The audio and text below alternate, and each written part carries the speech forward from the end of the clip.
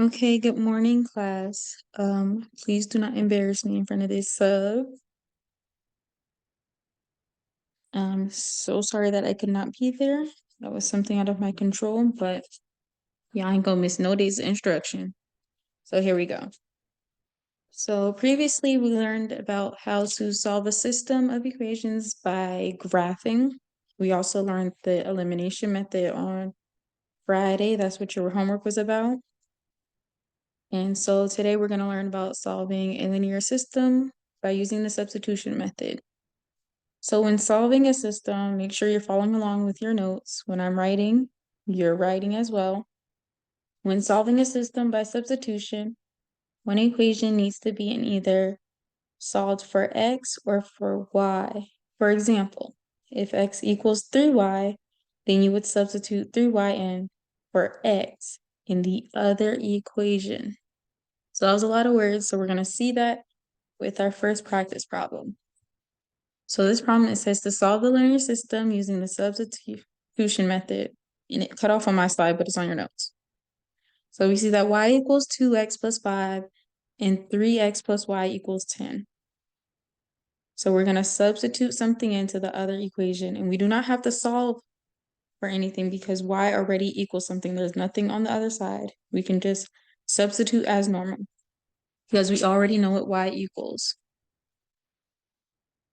So we're going to be focusing on this equation here, and we're going to substitute it into this equation. And if I'm writing, you're writing too. So everything I have, you should have in your note sheet. So we have 3x. And remember, y equals 2x plus 5. So I'm going to substitute 2x plus 5 for that y. And that's going to equal 10. So now we're going to combine our like terms. I see that there's a 3x and a 2x. So 5x plus 5 equals 10. And I want to get that x by itself. So I'm going to subtract 5 from both sides. And I'm running out of room, so I'm going to go over here. So now I have 5x equals 5. And what are we going to do? Divide both sides by 5. So x equals 1. Now I know what x equals, but I still don't know what y equals. So I'm going to plug it back into our original formula. So let me see if I can change the color.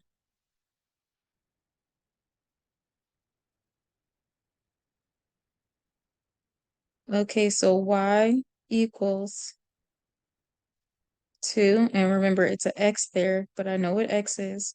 Plugging in. So then y equals 2 times 1 is 2 plus 5. And what's 2 plus 5? It's 7. So y equals 7. So what's our ordered pair? Remember, it's xy. Right, perfect. It's 1, comma 7. So now I want you guys to practice on the next problem. I'm going to give you a couple minutes to do it on your phone, and then I'm going to go over it.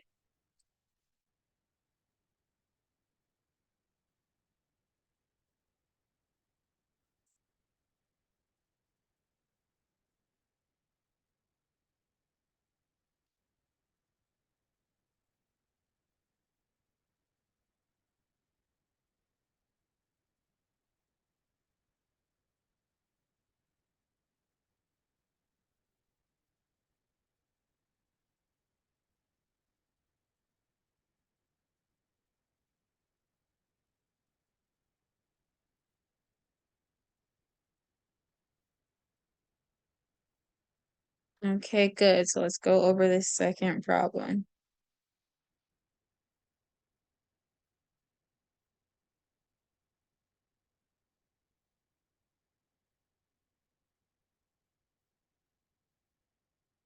So I see x is equal to something, x is by itself, so that means we can substitute x in for our other equation.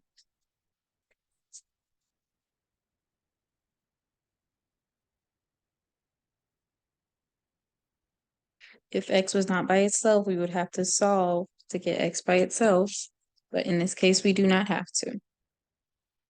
So you guys should have already completed this problem. We're just going over it. So wherever we see an x, we're going to plug in y plus 3. So y plus 3 plus 2y equals negative 6.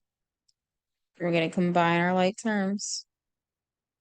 I see a y and a 2y. So 3y plus 3 equals negative 6. And we want to get that y by itself. So we're going to subtract both sides by 3. And we have 3y equals a negative 9. Now what are we going to do? Divide both sides by 3. And y is going to equal, what is y going to equal? Negative 3. So we know what y is, but we need to know what x is. So we're going to plug in y for one of our original equations. So x equals, and whatever we see a y, we're going to plug in negative 3. So negative 3 plus 3, and negative 3 plus 3 is going to equal 0. So what's our point? What's the solution to our system? It's going to be 0, negative 3. So that's the solution to our system using the substitution method.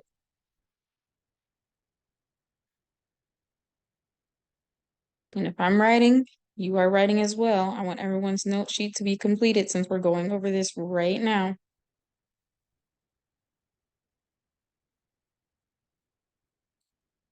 Okay.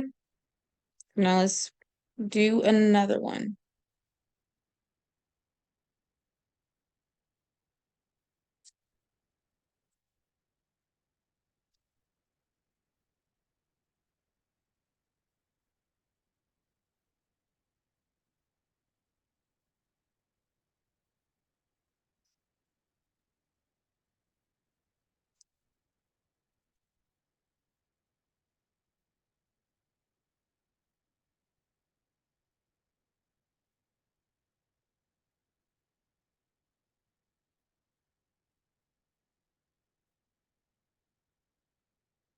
Okay, we see that y is equal to negative 2. Looks like we can just substitute y equal to negative 2 right into that second equation. So wherever we see a y, we're going to plug in negative 2.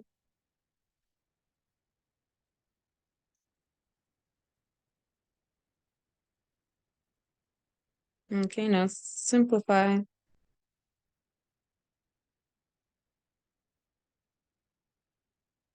Okay, what's my next step?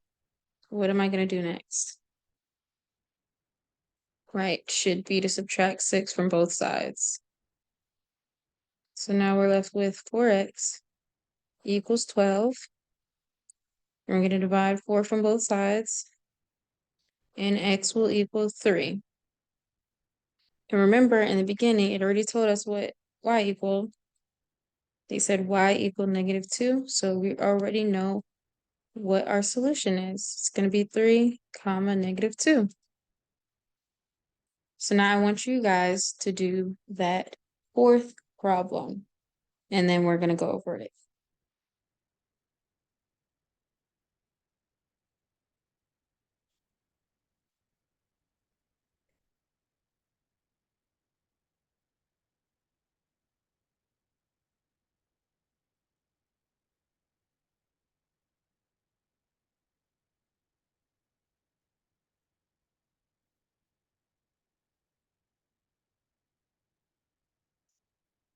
Okay, you guys should have already done this fourth problem, and we're just going over it.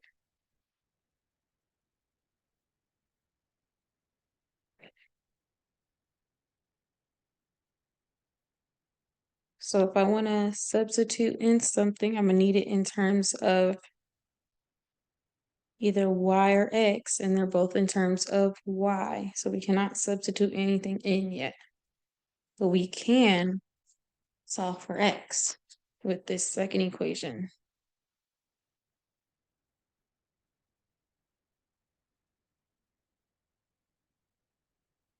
So if y equals negative x minus 1, I'm going to add 1 to both sides. So now I have y plus 1 equals negative x, but the x still is not by itself, so I have to divide both sides by negative 1. So x now is going to equal a negative y minus 1.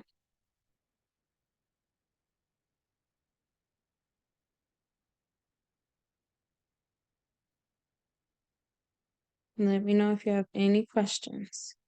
Start it, and then we can go over it in class. So if you got lost here, let me know when I come back on Friday. So now that we have something that we can substitute in, I'm gonna rewrite that top equation so we see what we're plugging in. So everywhere that we see an x, we're gonna plug in negative y minus 1.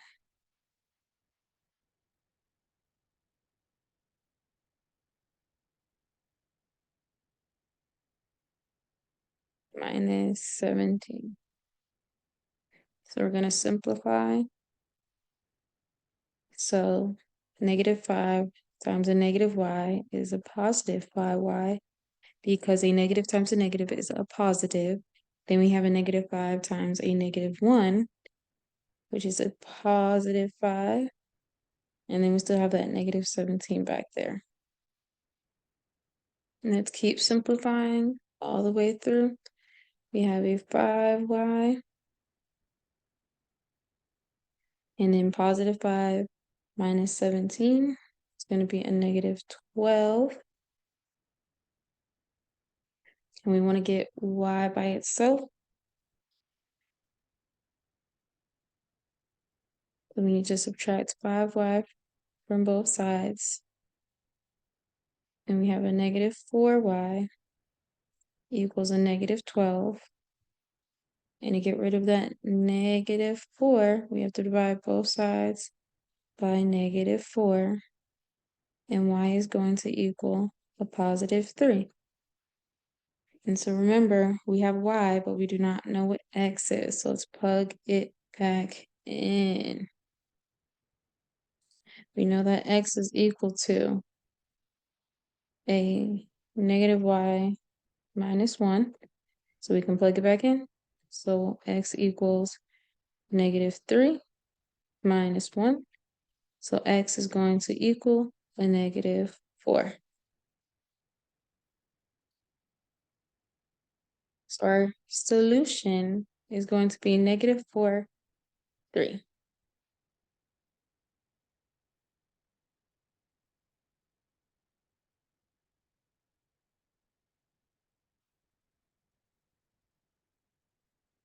Okay, so let's keep pushing through.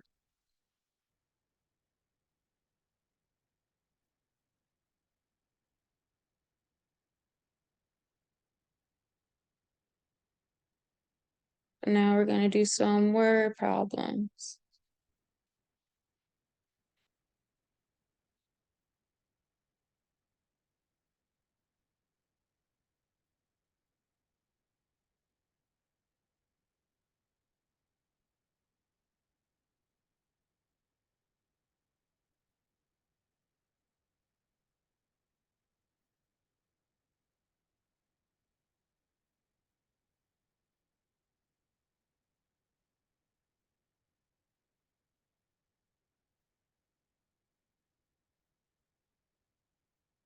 Okay, so it says at Dave's Auto, you rent a car for, whenever we see a number, we're going to circle, for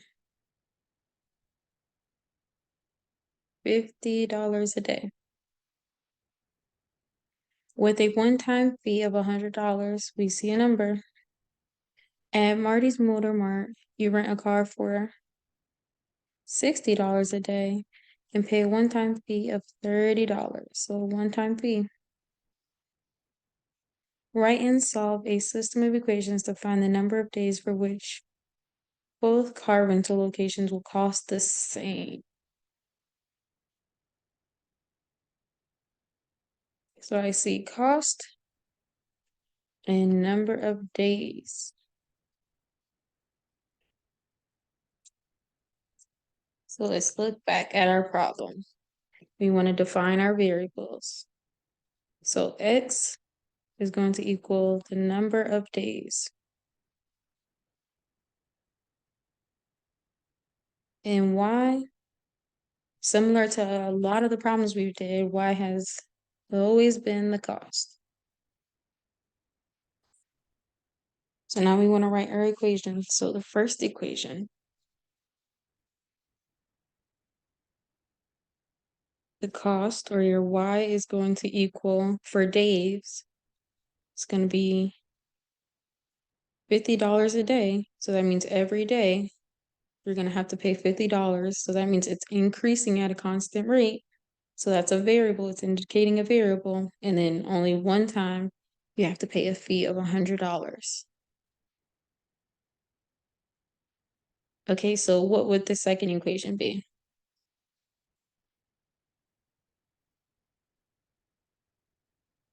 And you should get 60x plus 30. And you want to know when they're the same. So you want to know when they're equal. So you're going to set both equations equal to each other. So 50x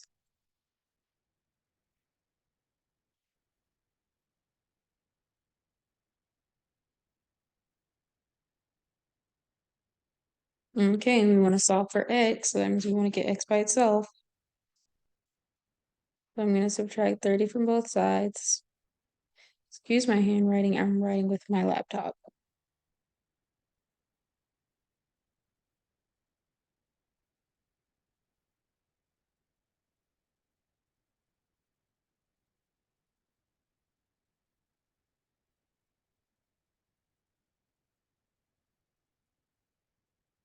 Okay, and x still isn't by itself.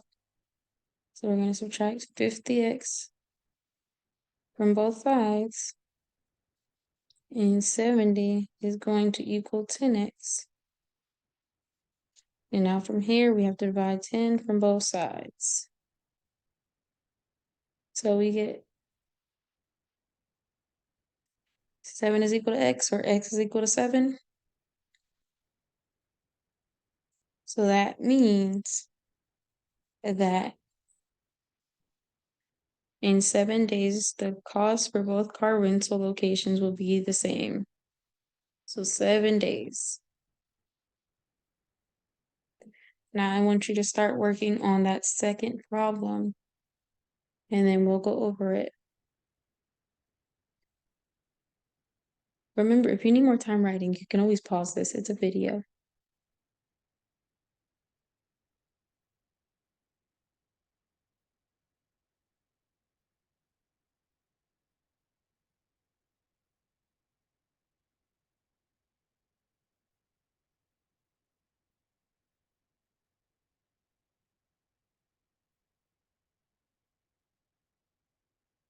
Okay, let's go to that next problem.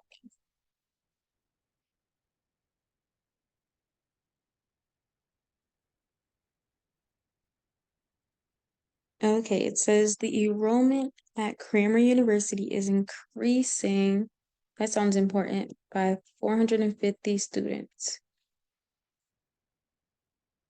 per year. Per year, I'm seeing a keyword indicating a variable. Currently, Cramer has 14,000 students attending. Former college has 18,200 students, but is decreasing. So something's getting negative by 250 per year. Oh, I see that keyword there.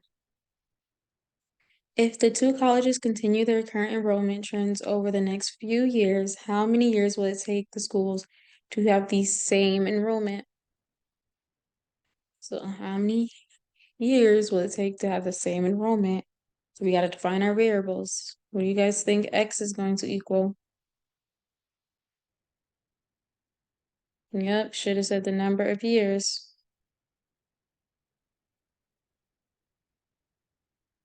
And Y should be what? The enrollment.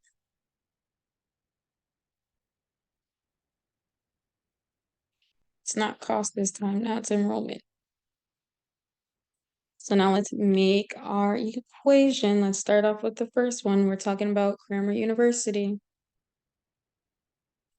And we saw that keyword per, so we know exactly where that variable is going to go. It says it's increasing by 450 students. Can't forget that. Y equals per year. That's what that X indicates. And we know that Cranmer already has 14,000 students. Now that second equation. So this one's tricky, but it gives you a keyword. It lets you know that it's decreasing. So that means that slope is going to be negative. And we see per year, so it tells us there's a variable. And we know that Fulmer has 18,200 students already. And it says how many years will it take the schools to have the same enrollment?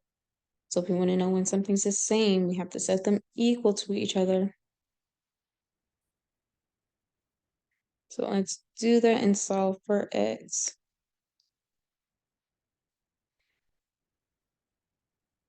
And these are big numbers, so you're probably most likely going to have to use your calculator.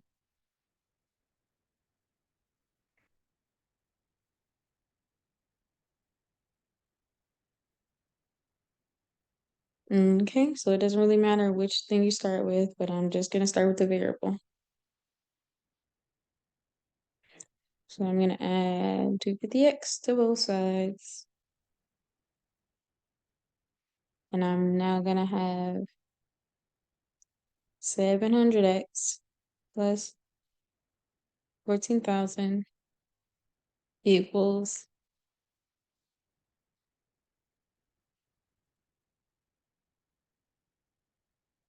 and then that x still is not by itself, so I'm going to subtract 14,000 from both sides.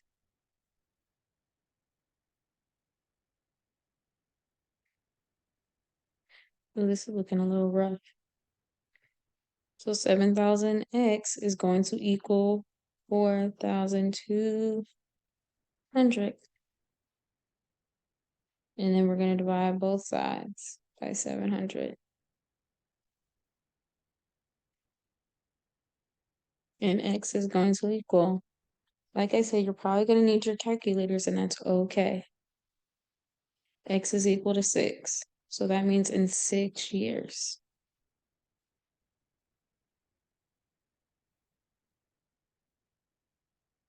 Okay, don't forget that I want your bell work to be completed, your note sheet to be completed, and you have a big ideas assignment.